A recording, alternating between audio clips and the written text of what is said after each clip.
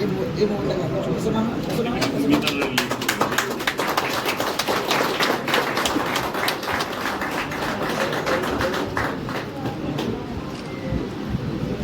জনতা পার্টির কার্যকর্তা যারা আছেন স্লোগান চলবে এই মুহূর্তে।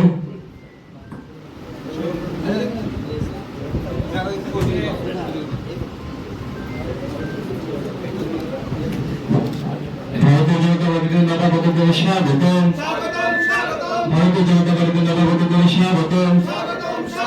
ভারত নবগঠিত ভারতীয় জনতা পার্টিদের স্বাগতম, ভারত মাতা কি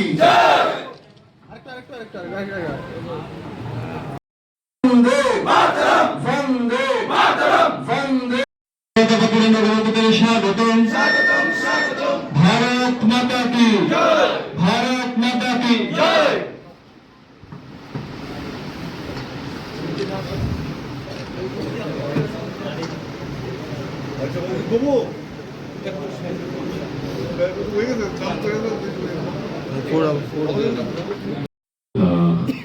যে কিছুদিন ধরেই আমরা পত্রপত্রিকায় দেখছিলাম যে কংগ্রেস থেকে বিভিন্ন স্তরের বিভিন্ন দায়িত্বে থাকা লিডারশিপ ওয়ার্কাররা বিজেপিতে জয়েন করছে এবং সেটা ক্রমাগত চলছে।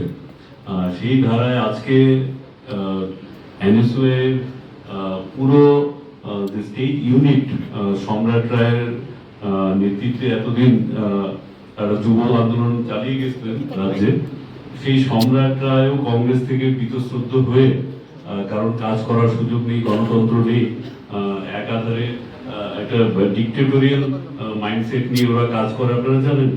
তো আজকে সেখান থেকে দাঁড়িয়ে সম্রাট রায় দেখলেন যে ভারতীয় জনতা পার্টি একমাত্র দল যেখানে ডেমোক্রেসি প্রিভেইল করে, যেখানে দাঁড়িয়ে মানুষের কথা বলা যায়, মানুষের জন্য করা যায়। তো আজ সম্রাট রায় এবং ওনার সঙ্গে যারা এনএসইউতে নেতৃত্ব দিতেন, মিন্টু দাস যিনি ভাইস প্রেসিডেন্ট ছিলেন, আমির হোসেন, অভিক পাল, জিয়াদ উদ্দিন, রঞ্জিত দে, সৌম্যজিৎ দেব এবং প্রসেনজিৎ দাস, এদের নেতৃত্বে 200 জন এনএসইউ এর অ্যাক্টিভ কার্যকর্তা আজকে প্রসেনজিৎ দাস যিনি ফর্মার স্টেট কমিটি মেম্বার তীব্রামথা, তো এই 8 জনের নেতৃত্বে প্রায় 200 জন এনএসইউ এর কর্মী এবং মথার যারা ছাত্র আন্দোলনের সঙ্গে যারা যুক্ত ছিলেন ওনারা জয়েন করছেন। পাশাপাশি যুব কংগ্রেস থেকে জাহির আলী যিনি ইউথ কংগ্রেসের ভাইস প্রেসিডেন্ট ছিলেন, Prosenjit Das state vice president ছিলেন ইউথ কংগ্রেসের, সুদীপ্তা নন্দী কংগ্রেসের স্টেট জেনারেল সেক্রেটারি ছিলেন ইউথ কংগ্রেসের, ইনারা আজকে ভারতীয় জনতা পার্টির পতাকা তলে সামিল হচ্ছেন। আমি ওদের অনেক অনেক শুভেচ্ছা এবং অভিনন্দন জানাচ্ছি এবং সঠিক সময়ে সঠিক সিদ্ধান্ত নেওয়ার জন্য ওদের অনেক অনেক ধন্যবাদ, কারণ এরাই আমাদের আগামী দিনের ভারতবর্ষকে এবং রাজ্যকে সঠিক দিশায় নিয়ে যাবেন। কারণ আমাদের ভারতীয় জনতা পার্টি ত্রিপুরা প্রদেশ অফিসে যে যোগদান সভায় উপস্থিত সমস্ত সাংবাদিক ভাই বন্ধুরা এবং যারা বিভিন্ন দল থেকে ছাত্র যুবরা আজকে আমাদের দলে সামিল হচ্ছেন, প্রত্যেকে ভারতীয় জনতা পার্টি এবং ভারতীয় জনতা যুব মোর্চার পক্ষ থেকে আন্তরিক শুভেচ্ছা অভিনন্দন জ্ঞাপন করছি। আমার পূর্ববর্তী বক্তারা বলেছেন, একমাত্র ভারতীয় জনতা পার্টি আছে যুবকদের আগামী দিনে পথ প্রদর্শক। যুবকরা কোন দিশায় চলবে, যুবকরা কোন দিশায় রাজ্যকে নিয়ে যাবে, একমাত্র ভারতীয় জনতা পার্টি কিন্তু সেই দিশায় কাজ করছে। আমাদের দেশের যশস্বী প্রধানমন্ত্রী নরেন্দ্র মোদীজির নেতৃত্বে দেশের বিভিন্ন প্রান্তে যুবকদেরকে আত্মনির্ভর করার জন্য বিভিন্ন প্রকল্প চলছে।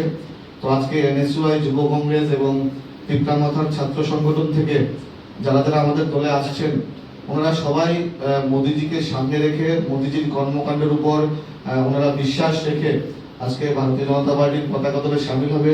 আমি প্রত্যেককে ভারতীয় জনতা পার্টির পক্ষ থেকে আন্তরিক শুভেচ্ছা অভিনন্দন জ্ঞাপন করছি।